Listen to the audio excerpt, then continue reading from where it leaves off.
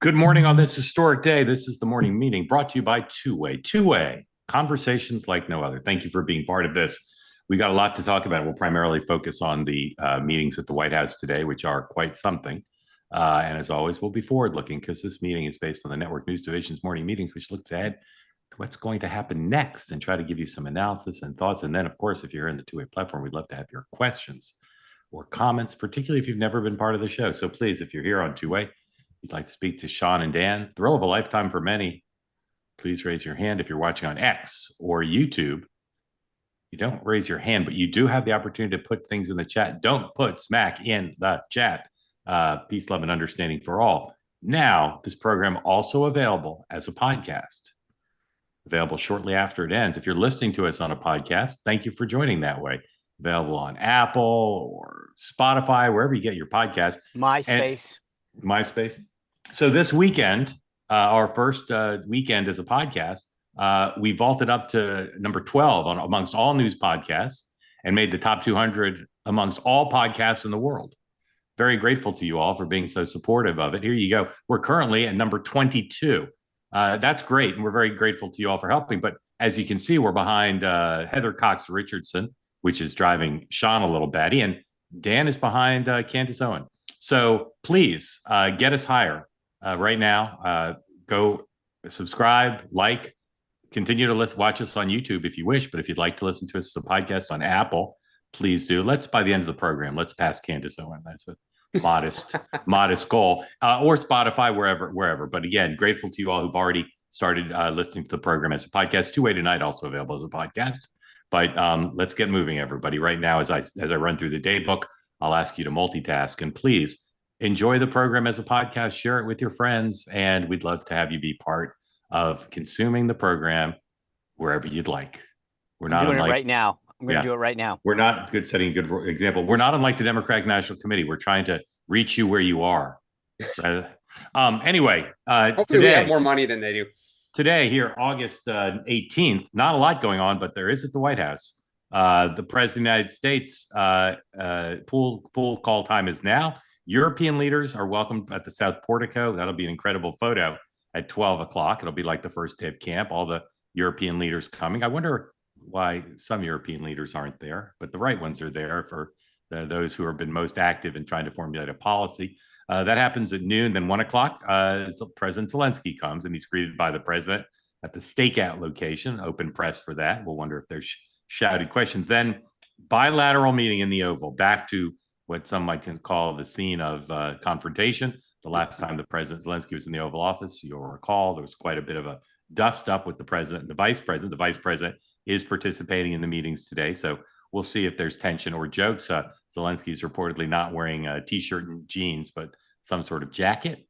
Which I've heard he's also planning on swinging by the White House gift shop before the meeting, apparently trying to get something nice for the vice president ahead of the meeting and a way to say thank you. Good idea. There's good stuff in that gift shop, by the way. 2:15, the president goes to the state dining room and meets with the European leaders. That's closed press. 2:30, family photo with all the European leaders.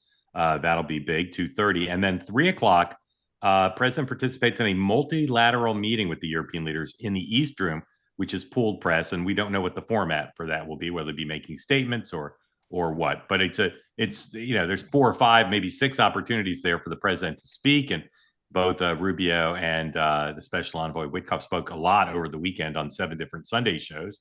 But there's still a lot of unanswered questions. And of course, we'll see what progress is made today. There's conversation about potentially planning a trilateral meeting later in the week. House and Senate still out. And there's a federal court hearing at 10. The ACLU is trying to shut down the Alligator Alcatraz immigration detention facility. All right, let's talk about previewing the day. Here is our special correspondent, everyone, setting things up. 104, please.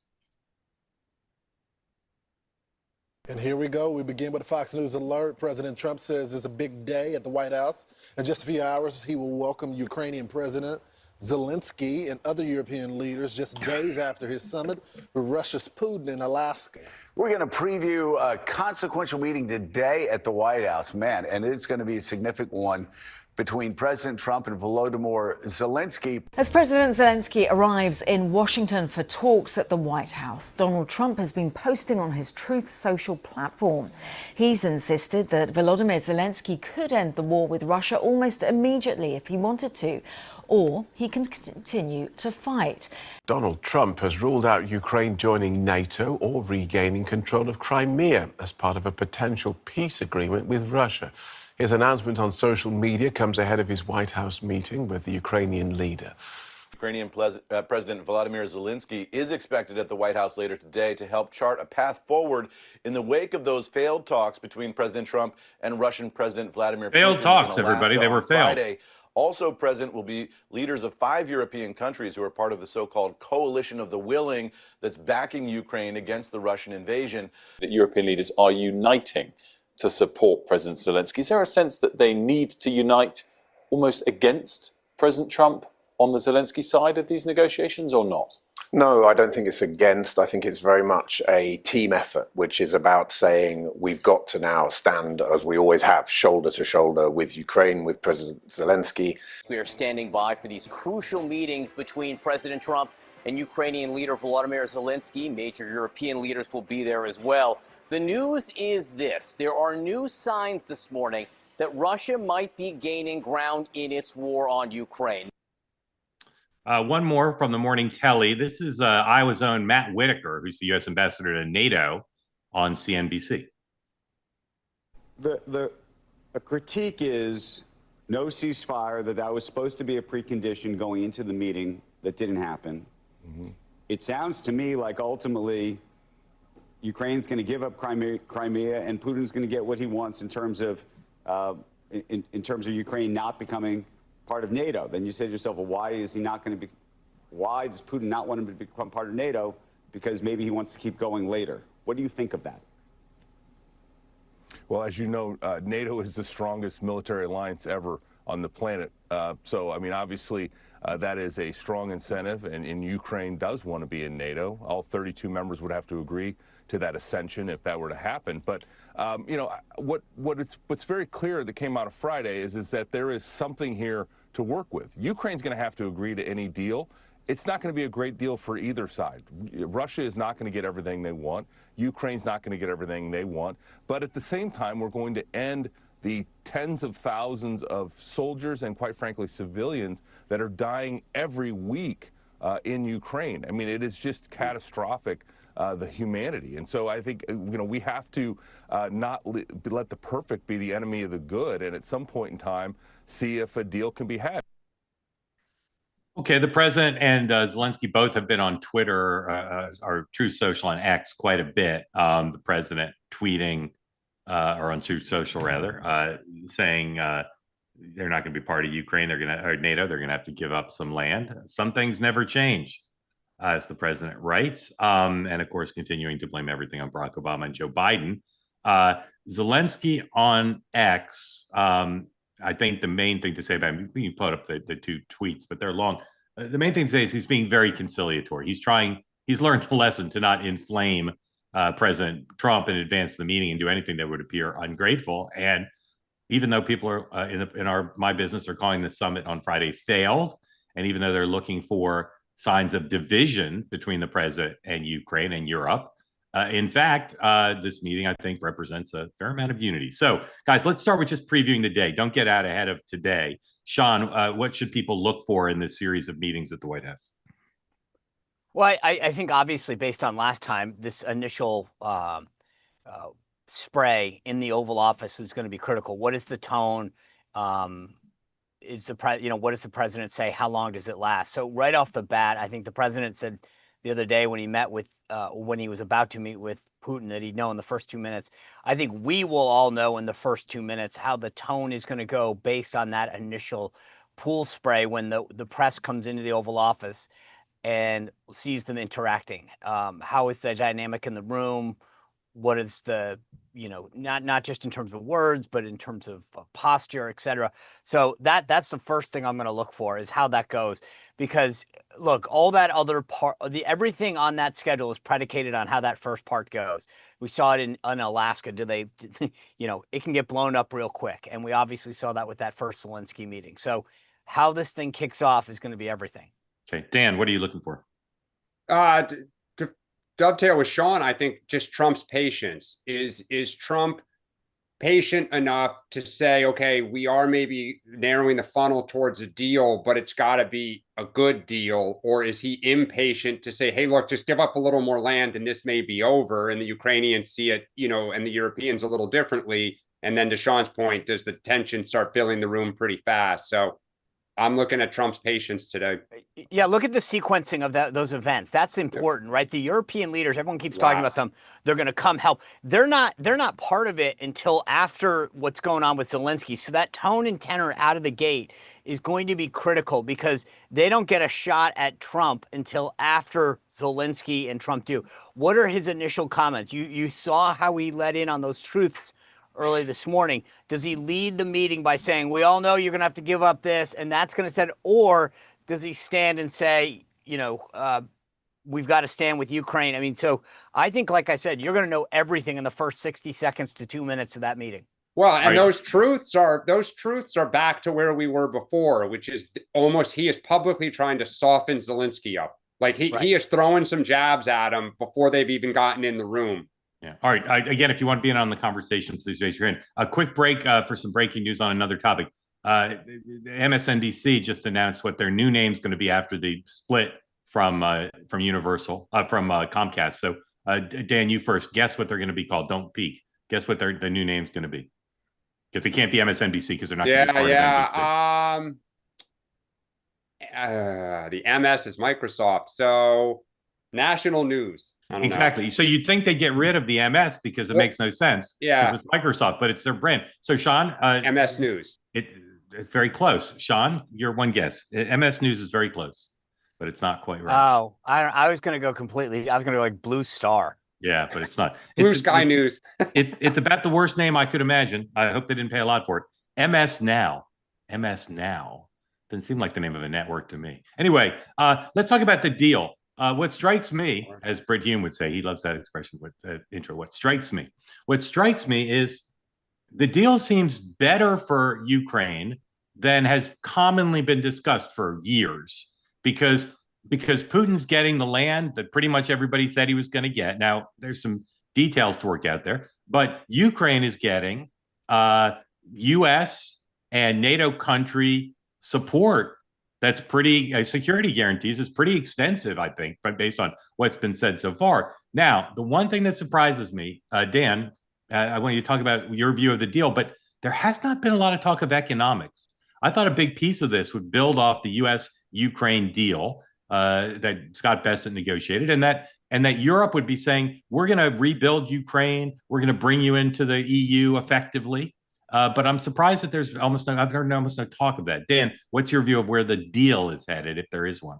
Well, I think there's no talk of economic security, because you can't really get to that until you have the national security, the actual integrity of the land. Then you can talk about rebuilding and what's going to happen. And so you are right, Mark. I mean, I said this last week. I thought it was remarkable that it was reported last week in the Wall Street Journal that Trump pledged the United States would provide part of the security guarantee. Now, today they're saying, oh, it won't be troops. It'll be logistics such as airplane transportation, weaponry, I assume intelligence, since we were basically sitting in the Kremlin leading up to the war. We've got pretty good intelligence. That is remarkable. I mean, that is the United States having some skin in the game and providing some support. Sounds like British troops may be on the ground. So I think the last part of this then becomes that Putin wants some sort of control over the Ukrainian government, which obviously is a non-starter. Yeah. So I agree with you, Mark. I think this really comes down to, does Russia get a little bit of the land that it doesn't currently control, that it could not get on the battlefield, or it might take another year to get on the battlefield? That I think there's just that Ukraine does not want to give it. They've lost so many lives defending it, and Russia's like, that's what it might take for us to stop. Sean, none of us like Putin getting an inch of land. So let's be clear about that. I'm not being cynical about it or cavalier about it, but do you agree with me that this is shaping up to be, given what's been talked about, it's not bad for Ukraine under the circumstances? Yeah, I agree. If the agreement as described holds, that's probably the best case scenario. And this is why I'm going to veer off and say this. I don't think we're going to get a deal, because I actually think that Putin is not going to ever allow a peacekeeping force. It's always been about the land and then the security apparatus the follow on. I think that he is going to obfuscate when we get down to the details. They'll get to the land and then I'll say, but I'm only going to allow 500 or something like that. Right. Chinese troops, he pitched. Right. I mean, yeah. And so I don't mean to be cynical, and I hope I'm wrong on this one. I am surprised for all of these reasons. And I do believe at the end of the day, Putin is going to find some reason to object, to say no, and then trying to get Trump to throw up his hands, because Trump has said at some point, I just can't do it anymore. So I think that we're going to get there. It's going to get to the 5-yard line. Everybody's going to think it's great. We're all going to clap each other's, everyone's going to clap and pat each other on the back. Look, like I said, I want to be clear. I hope I'm wrong on this. I can't believe that Putin will buy into this. And do you think, though, that if that's the question, though, Sean, is Trump desperate for the deal? Would he walk away if they get close to the 5? Okay. Yes, he will. Do you got just yes or no? Sean, will there be a 3-way meeting this week or soon? No. Dan? Nope. I don't see Putin agreeing to it. Yeah. Right. So I agree with you. I'm very worried that this is all going to fall apart. However, my colleagues spending the weekend calling this a failed meeting in Alaska, I respectfully say bonkers. It was not a failed meeting. Putin's not going to surrender on the tarmac, and I don't mind giving Putin special, flourishes if that'll help get a deal. Who cares? But I agree with you, Sean. It's hard for me to see Putin accepting this deal. He killed at least some people overnight, including a kid, according to the Ukrainians. So the other thing that I think people who are skeptical of the president's strategy are underestimating is these sanctions, the toughest sanctions ever, could be on in 10 days. Like he hasn't taken them off the table forever. He's just trying to not annoy Putin by talking about them now, Dan. Well, but the only thing, though, Mark, about that is they've been on the table now forever. And he keeps, at some point, you can't keep saying, I might. The point is, the point you do it is after Putin walks away from a deal that everybody knows is the best either side can get. I mean, yes, but no, which is, to Sean's point, Putin has kind of jerked his chain around. If you want to be generous, what got Putin to agree to meet him in the first place was a sense this may actually happen. Yeah. At some point, you can't keep pulling the football away. You've got to say, all right, until you're serious, until you actually sit in the room, we're putting it back on and we're sending, 50 billion of weaponry to him. I agree. But if Sean's right, I have a fairly high degree of confidence based on the conversations I've had that there will be the toughest sanctions that's ever been imposed on Russia. Great. Sean? I agree. I've said this before. I know prior to that first deadline last Friday, what was being talked about and offered up to President Trump was very serious. It was very tough. It dealt with the black the sort of the fleet, the Russian fleet that was sort of black market version of getting oil and gas out of there. They were very serious. So I think it's possible it goes back on soon, but I just can't, by everything that you've seen with Putin, the idea that he would agree to this kind of stuff, I just can't see it happening. That being said, I do think we end up in a world where sanctions go on and Trump says, hey, I've tried everything here. And maybe we come back at some point. But I just don't see it. Defies logic to believe that Putin is going to say, yep, I'll allow you guys to do this follow-on force. I'll allow you to create these. I don't want NATO, but I'll allow you to do a fake NATO. It doesn't seem that he'll buy into that.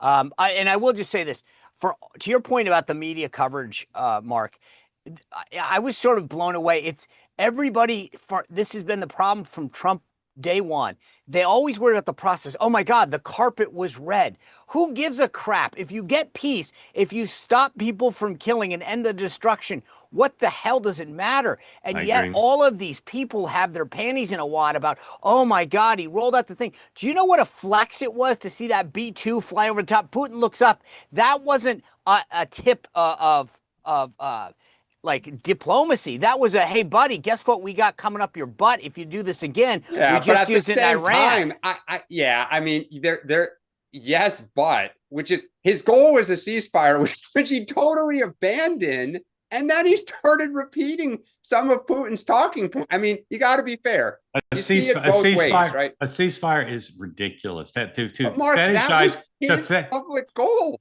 Dan, to fetishize. Well, then he had his own goal was ridiculous. It was to fetish. First of all, John Bolton points out that if you do a ceasefire, it tends to lock in the if there's an eventual deal, it locks in the boundaries of the ceasefire, and they don't want that. Number one. Number two, if you get a ceasefire, as I said many times, Putin will just violate it.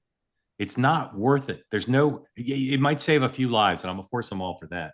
But this fetishization in the press of Trump dropping the ceasefire, as opposed to focusing eye on the prize, a peace deal, was part of an insane weekend of coverage. But Mark, they were obsessed about it because Trump said that is my goal. So you can't. You can say it was a stupid goal. It was stupid when it was stupid when Trump said it. It was stupid. All right, one more topic here, and then we're going to switch to a few more things and then get to your questions. I'm so grateful to learn of the influence of this program. That when I said something about Putin on Friday, it got a lot of attention. Thank you for that. Just to be clear, I didn't really think they were going to arrest Putin. My point was how incredible it is that this guy is coming to the United States. He's been declared a war criminal. We've had no contact with him, and his first interaction in face-to-face with an American president was in the United States. I didn't literally think they were going to arrest him. I'll be clear about that. But I wanted to highlight how extraordinary what happened on Friday was. Now, each of you, what's one thing, just an out there thing that you think could be a surprise today or going forward in this that people aren't expecting? Dan. The Germans agree to provide troops as well. Good one. That was on my list. Sean. I'll go back to the financial aspect. I think part of this, I mean, how you do an Article 5 response so that without invoking NATO is, to me, sort of Marco Rubio was asked about this yesterday, how you sort of incorporate an attack on one as an attack on all without it being formally part of NATO, to me, is going to be the intrigue. And why the U.S., I just can't believe that Trump would agree to that. I mean, to me, that's going to infuriate MAGA. Right. All right. Mine is a massive economic rebuilding fund created to put the country back together, even if there's no peace deal, but especially if there is. All right, moving on. And again, obviously, we'll take your questions on Ukraine comments as you wish. Gavin Newsom and his team have developed a social media strategy that is like no other. They're just mocking Donald Trump's style. You can just start putting these posts up, Paul. It's hard to even read these, but anyway, they respond sometimes to Trump tweets or news.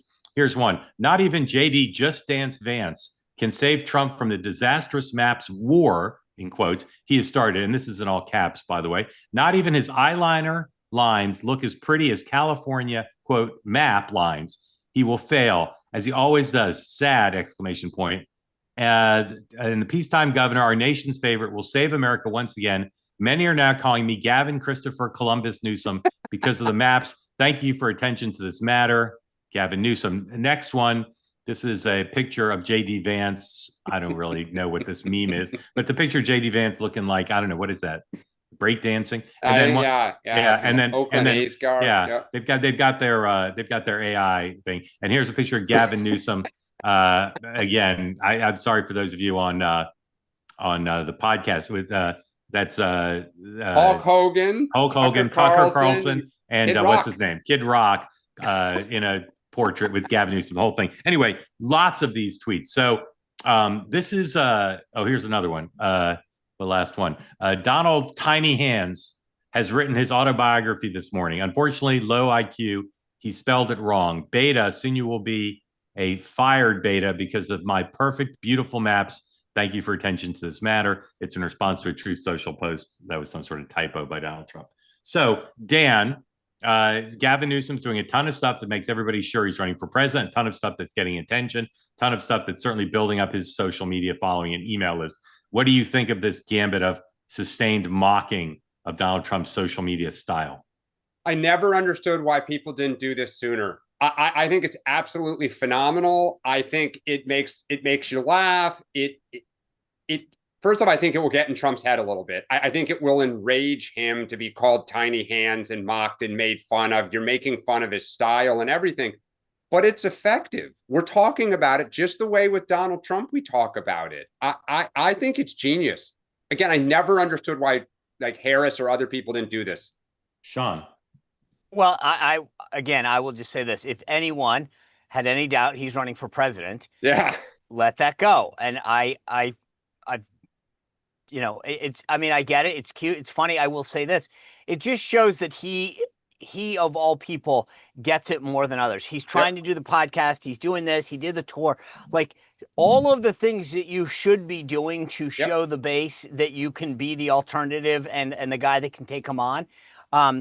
And I think one of the things that, he has to get a little credit for is, remember, you're not necessarily just going up against Trump. I get the base wants to see that in the Democratic Party. So he's smart on that, but he's also fighting a two-front war. He's threading in J.D. Vance, who is 2028, so I think that, like, if you're a Democrat on the outside, you got to say, look, this is the kind of guy we want. If you're a donor, you go, wow, look, he's funny. He's taking it on. He's doing the social media. He did the tour. I think he's proving to the Democratic base that I'm the only guy that can do all the things that's necessary. Yep. I'll say again, even though I'm skeptical about his running, he's an aircraft carrier and he has a team and he's got a social media apparatus and he's got the ability to communicate in Substack, et cetera. Like he's so far ahead of everybody else in that part of the invisible primary. And this is a manifestation of that. If Governor Shapiro, Governor Moore, any of these other people, Pete Buttigieg, if they tried to launch something like this, they wouldn't be able to sustain it because they just don't have the apparatus. Okay, so all that being said, agree with everything you just said. Then how can you continue to believe he's not running? You don't maintain that kind of a team for fun. He's not doing it for fun. He's looking at it, but I think in the end, his family won't want him to run, and he won't. We'll see. Might be wrong, but that's what I think. All right, rapid round. We're going to run through a bunch of stuff. Just give me like your one sentence headline of where you think we're headed, not where we are. Where are we headed on these issues? Dan, tariffs. Oh, tariffs. More delay. Sean. I think we're going to continue to see tariffs used as a tool for everything under the sun in the next 3 years. Economic inflation. The Fed's meeting Jackson Hole this week. The chairman speaks on Friday, and we have earnings reports, I believe, from Target, Walmart, and other retailers. Yep. So I'm looking to see what everybody thinks about inflation by the end of the week. Epstein, Maxwell, Dan. Trump White House really doesn't want Congress to come back. John. They got a problem.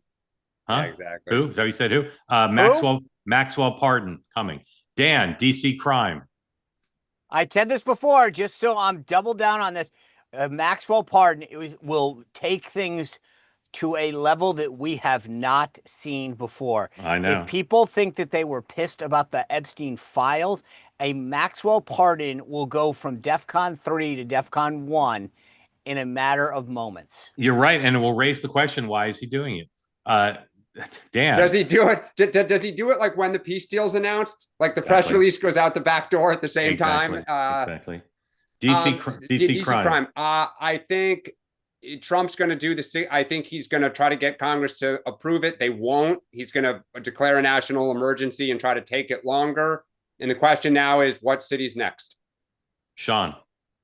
I think this is going to continue to be a source of pride for them in terms of results. You saw Pam Bondi announcing some major statistics over the weekend.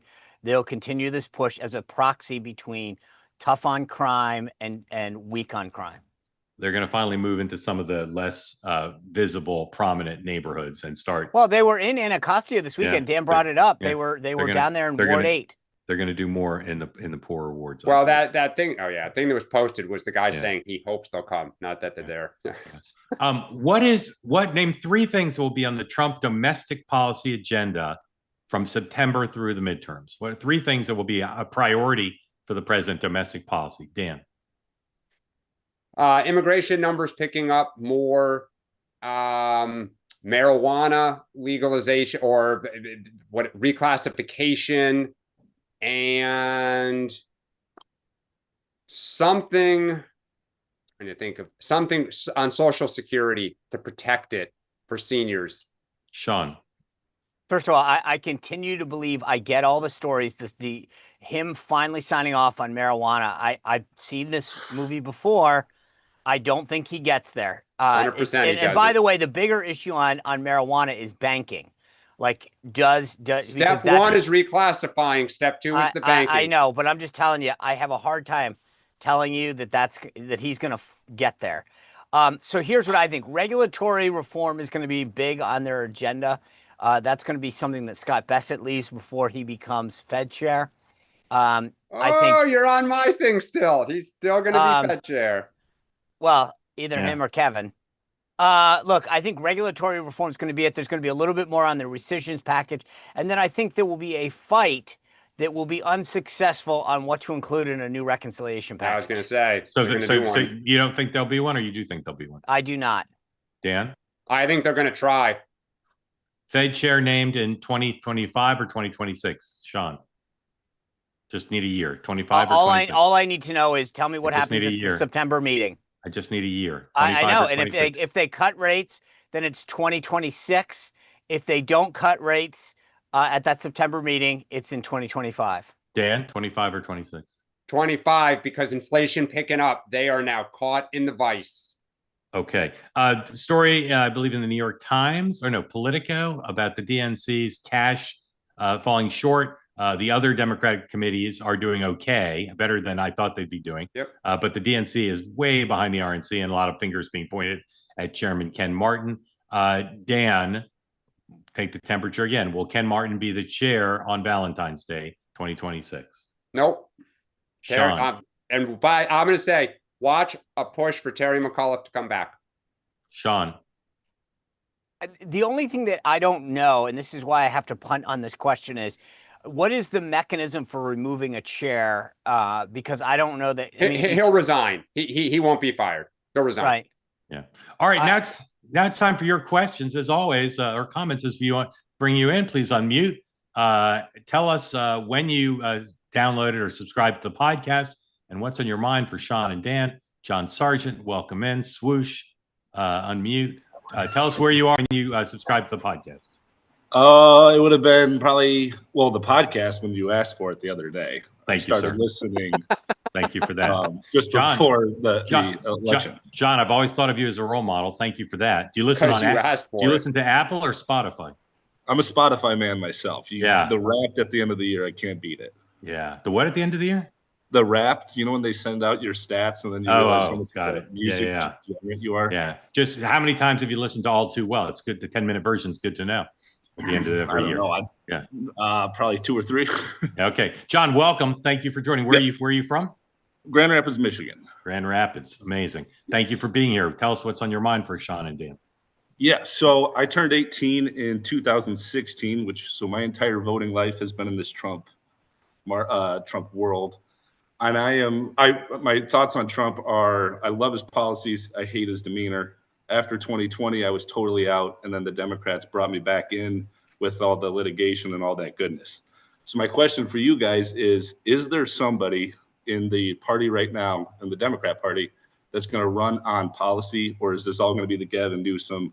We're just throwing mud at the other side, and then I can't go to my family reunion because it's split right down the middle. Fantastic question. Dan, anyone in your party care about policy? Yeah, in fact, I was just going to ask you, as you were saying this, John, what do you think of your governor? Oh, so I don't know. During COVID, I hated her. But then after COVID, I grade on a curve, not the worst. I think she would. I think she could do it. I think Josh Shapiro for me and Gretchen Whitmer would be two people that I think could actually come out and do it.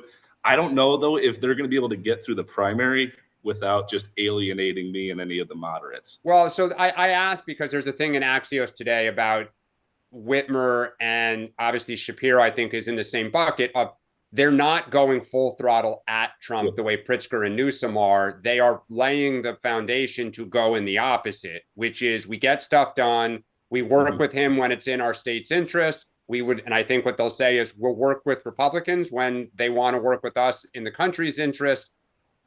I don't know where our base will be in 3 years. I keep saying this. Our party flirts historically with the really progressive, rabid candidate like a Howard Dean or a Bernie Sanders, but we tend to sober up right before voting and go with a safer candidate. Now, that may at some point may break, but I would keep an eye on those candidates laying low right now. It's a long way till 2027.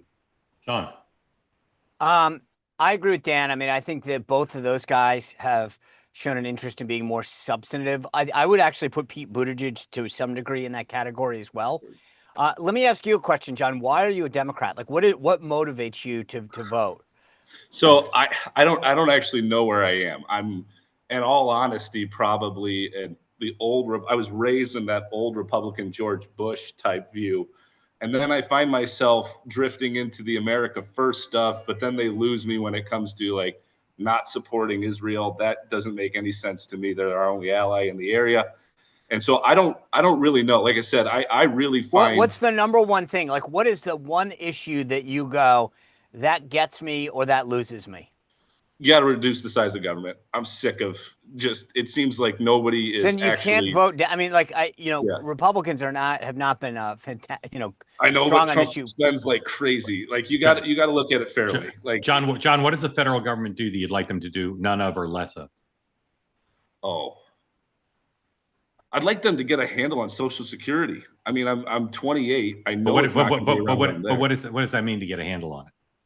To actually have to actually go out and work together and figure out how to make it not just make us go bankrupt as we go down the road. It seems like we're wasting so much money on a system that nobody actually wants to touch. And if they all just banded together and did their job, then we could fix the problem. But nobody wants to do it because it's you win the next election, and so you just keep going. Well, I'll take the next one, the next one, the next one until it's a train going to hit us. Besides Social Security, what does the federal government do that you think they should do? Protect our borders, defend us militarily. You got to work on I would say the economy. So give us the best shot at trade. And I'm not phrasing it well, but somewhere in there. Yeah, that's good. What about Department of Education? Should that exist? I was homeschooled, so I'm not the right guy to ask. I would say no. I think that should be a state's thing. John, I hate to tell you this. You're on our side. I know. I know I am. But can we get a guy that isn't just the worst in there then, in terms of the way he presents himself? Do you got a candidate you'd like to be your next governor? Mike Duggan or senator. Or senator. I don't know. I haven't done enough into senator. We're a long way away. But you like Duggan? I was very intrigued by him. I reserve the right to change my mind if he goes crazy. But just on the thing that I watched with you, I was very impressed. I love, I don't know, phonics just speaks right to my If you haven't watched my conversation with him on Next Up, I recommend it to you. Super impressive guy, great record as mayor of Detroit, now running as an independent for governor. And I hadn't really focused on him all that much before, but he was very impressive, I thought, in the conversation I had with him. Grateful to you for being part of Two Way. Thank you for setting a good example and subscribing to the podcast. And please come back. Thank you, John. Just keep telling him what to do, Mark. Yeah. All right. I'm calling on Leif Erikson Carter against my better judgment, because I'm sure that's not this person's name. Welcome in. Tell us your actual name if you wish, but where you are and when you subscribe to the podcast. What map is that? This is Indiana? Illinois. Okay. Yeah. It is Illinois. I am from Illinois. Yeah. And my name is actually Leif Erikson Carter, believe it or not. All right. I believe you. I'm sorry. I was skeptical. Just the look on your face made me think it was a big, long con. No. It's real. Okay. Welcome in. When did you subscribe to the podcast? Actually, I haven't yet. This is my first time being on here. Oh, okay. I'm going to when I'm done. All right. Thank you. How'd you find yourself on today? My friend Lance, he introduced me to it. Lance from South Carolina? Yeah, from North Carolina. North Carolina. North Carolina. Yeah. Awesome. Yeah. He introduced me to this, and I find this very interesting. It's pretty cool. It's nice to see Sean here. That's awesome. Thanks for joining. It's nice to see everybody else here. What's on your mind? What's on your mind? So I've been thinking, and I think it would be a smart thing if we were to introduce term limits and like an age limit to those who can run in Congress, because I feel like we're represented by a bunch of very old people. I'm not trying to be mean, you know. Trump's 80 and he's doing all right, but we just got out of Biden and he was a complete disaster in my opinion. And I feel like when we don't put where would you set the limit? 75. I think 75 would probably be a great limit. You can't be president at 75, or you can't run at 75. Can't run at 75. Okay. Because that's when. All right. Let's see what youngsters Sean and Dan think. Sean, what do you think about setting a limit for presidents by age? So I'm generally opposed to both any kind of limits outside of those that the Constitution prescribes. I think that I find what we often do is set cop-outs. People have the right to vote or not to vote for somebody. And when they don't like the outcome, like it wasn't like Joe Biden got installed, well, he kind of did. But the bottom line is that people choose to vote or not. And then when they get worried, they go, well, we should have a term limit. You have a term limit every 2 years and you choose to vote for them or not. So I always find that answers like this, to me, I find to be a cop-out about whether or not someone's told. Look at Eleanor Holmes Norton. The woman is representing D.C. Granted, it's D.C. She is, by her own colleagues' admission, not really with it anymore. And yet no one's even challenging her. Now, I get it. It's a delegate position for D.C., but yet there's no outcry. I just find it fascinating that you have this issue over and over again, and it gets covered up. But I believe at the end of the day, it comes down to voters. Dan. I don't think there should be term limits, because then the bureaucracy tends to run government, which is what you see in most of Europe, and even places like California, because the members rotate so fast. The only institutional hold is the staff. I think the idea of an age limit, if I were a Democrat running for president and you wanted to do kind of some sort of popular stunt, introduce a bill that would amend the Constitution to add an age limit. Companies do it. Most companies, have kind of a soft limit. They don't want executives serving after a certain age. I think it'd be genius. Lance, welcome back. How are you guys friends? Actually, we met through the Kennedy campaign. We worked on it together.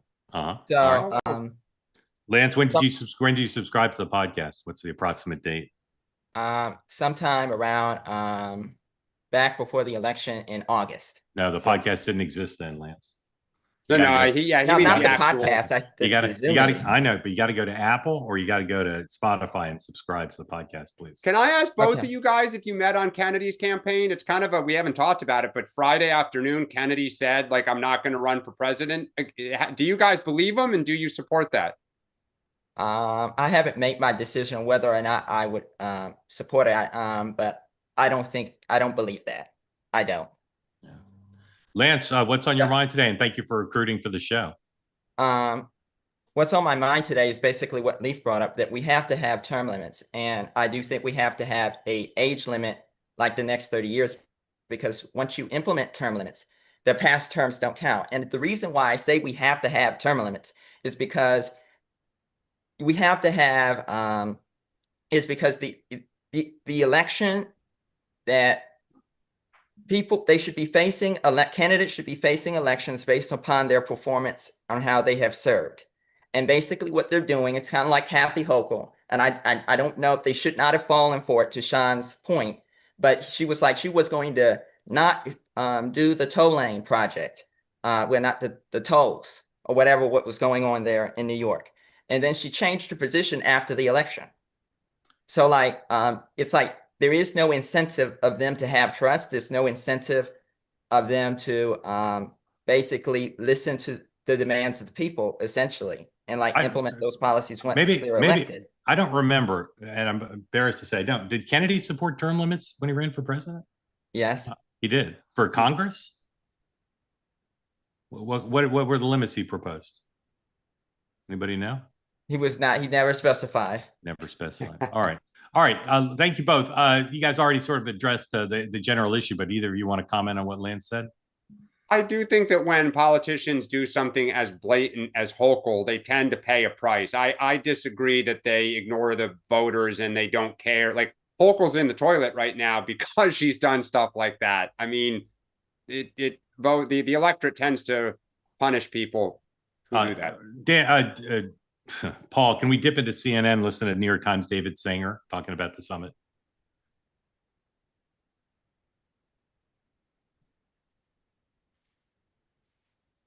He will exploit every division.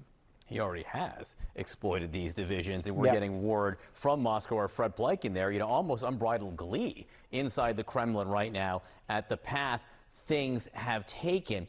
The one thing that's being floated that at this point is a little amorphous is the idea of security guarantees for I must have been listening Ukraine. to you, Mark. I guess my question to you is by whom, and how would that practically take effect? What are some of the options on the table? Great question, because we don't really know what this looks like. The idea of a security guarantee is pretty straightforward. The Russians have violated every written commitment they've had before not to invade Ukraine. And by my count, they've had 3. Okay, but the idea here is put some kind of force in Ukraine, certainly made up of European nations. They're also members of NATO, but it wouldn't be a NATO badged force. And the question is, would the United States join that? Now, President Trump said for the first time over the weekend that he was open to that, and he told the Europeans that.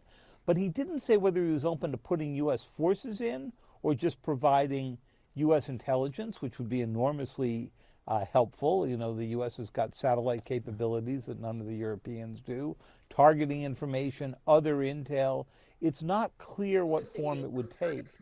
And it's also not clear how big a force this is. Is this a peacekeeping force? Is it just what they call a tripwire force, so that the Russians would know they'd have to kill Europeans on their way to getting into Ukraine? Not clear what it is. Also not clear exactly what requirements they would have to respond. Is it Article 5 like guarantees, even though Ukraine will not be part of NATO, some kind of collective security? We just don't know, but we are watching. I know you are watching. David Sanger, great to see you. Great piece overnight as well. Thank you. All right. Breaking news out of Utah. 2 officers shot and killed, a 3rd injured. All right. We're getting new. Anthony, welcome in. Tell folks who don't know where you are, when you subscribe to the podcast, and what's on your mind for Sean and Dan. I've been following you guys for about a couple weeks. I shaved my hair, so that's a whole another question. 2 questions for both of you guys. So first time I came on here, I said I was a left-wing independent. I am, but I also tend to agree somewhere along the. I guess I agree with some things Trump does. So one thing I have is on the Ukraine situation. I honestly think that situation is just, there isn't going to be a deal made there because there's just so much on both sides that people want. Maybe I'm wrong, maybe I'm right. Another thing too would be on the term limits. I do think we should have term limits for both Supreme Court justices, for senators, because there's just too much. There's so many old people in there, and I think we need younger people that actually have better ideas than there is right now. What's an example of a young person you think has good ideas who's in politics? Honestly, this may sound kind of weird, but I maybe Ro Kahana is one, but I don't know how. I think he's in his 50s. JD Vance is interesting. How old is he again? 50? 49? 41. 41? 51? He might even be 40. I'm trying to remember if he had his 41st birthday yet. Okay, so if he became president, he'd probably be one of our youngest. He's 41. Turned it August 2nd. So I just think, Rokahan, but I honestly think definitely not AOC. Definitely, I'm not talking about definitely not AOC. That's number one. So I saw a funny hat this weekend that said "Make AOC a bartender again." I had never seen that before. Dan, thoughts? I mean, to me, I don't like the idea of term limits because what you see around the world is the bureaucracy runs the government. Because if there is something to be said that a member learns about the levers of power, they learn about, they form an agenda, they get the experience about how to actually effectuate change. And I think when you're only there for such a short period of time, it's really hard to do that. I look at Virginia with only one-term governors. I think it'd be better if they were able to serve 2 terms. You just get more done. Sean. Yeah. I mean, I actually, that's a great point. I mean, Virginia, where we have a term limit for our governor, is just a horrendous thing. By the time they're immediately a lame duck. Obviously, you can run non-consecutively, as Terry McAuliffe tried to do.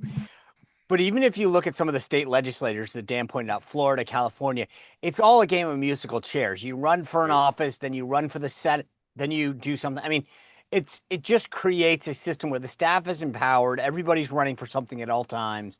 And it also, coming from a small state, it undermines small states because seniority is what takes a state like Rhode Island. You know, back when I was growing up, we had Claiborne Pell and John Chafee. Those guys both grew to be very powerful in their respective parties, and it benefited the state. They wouldn't have been able to do that to get that sort of seniority, you know, from if that wasn't the case. So for a million reasons, as I previously stated, and as I said, more generally, I find it to be a cop-out. You have a term limit. You know, and if you don't like the person, you get out and you do it. And you've seen everything from someone like Eric Cantor, who was defeated in a primary, Tom Foley back in the day. So you can vote people out if you're really upset. Anthony, thank you. All I'll say, and we'll bring Dan in, is I've always had the same attitude about term limits you guys have. But I'll just say this, try to say it in a neutral way. I think there's a dynamic here that's troubling to me or unsettling, that veteran political operator, the two of you just give the same list of reasons why you're opposed to term limits that people like you have been giving for 30 years. And more young people are saying, no, that doesn't compute for us. So again, I'm not being critical of you. It's just an interesting dynamic because you two are representative of pretty much everyone we know. Bipartisan, experienced operatives who've been in politics decades, almost all of whom say it's a bad idea. And the reasons you give are perfectly reasonable reasons, and they're reasons I've heard and often given myself for decades. But I can't help but notice that younger people look at you saying stuff like, well, you're going to run for a different office, or it empowers the staff, or it empowers the lobbyists. And they're like, doesn't matter. That's a status quo. Right. And I appreciate that. I get it. I mean, young people right now don't care in the sense that they want change. They want results. I get it, but look at AOC herself. She defeated Joe Crowley, right? I mean, my point is, that's why I'm saying I don't disagree. I think young people have a very different view of government, what they expect of it. But that doesn't mean that I think. But the difference for me is I believe it's very principled. Yeah, no, I know you do. I wasn't saying you weren't. But I also think, Sean, to Mark's point, you look at the leadership of both parties and look at how old they all are. I mean, at least on our side of the aisle, the congressional leadership is all. I mean, the committee chairs, everything. You know, Schumer. They're all so old. And if you're a young person, you're just pulling your hair out. But here's the point that I would make. Look at Donald Trump. The guy is 79 years old. He acts like a 50-year-old. Right? To me, if we hadn't had him, and he is for the Republican Party and the conservative movement, he has enacted more change over, frankly, we just passed the 200-day mark. I wrote a column about this in my newsletter on Friday, that like the biggest problem, to Mark's question before, is that they've accomplished so much in the first 6 months. They've got to start going, what else can we do? But this has been a bevy of change that no one but Donald Trump could have done. And I would have hated to have think that a term limit or an age limit would have prevented somebody like him from coming in. Welcome in. 48.5% of the country. Speaking of young people, Dan, welcome in. Tell folks who don't know where you are, what's on your mind. I'm from Los Angeles. 47 people. What's that? people in the chat think I'm 47. I'm not like 60 here, folks. Dude, the way you the way you just said 60, take that out of your mouth. Dan. By the way, get off my lawn. Right. Dan, go ahead. Thank you for joining. Well, I'm really excited to be on when Sean and I agree today about Gavin Newsom. Yeah, I mean, I'm really happy with the way Newsom's taking Trump on. This is what, a lot of people that, think the way I do want Democrats to behave, to go straight at him. I guess my question to you guys is, if Newsom continues, what he's doing right now, will there be a Republican response this early on attacking him, hence starting kind of an early campaign? Yeah, great question, Dan. Great question, Dan. Sean. Well, it's interesting that Dan said earlier, that maybe Trump, it gets under Trump's skin. You saw how he also brought in JD. JD is the likely one to have to go after him, right? Does he start taking him on? I could see this playing out either way. One is I think JD could have fun with it.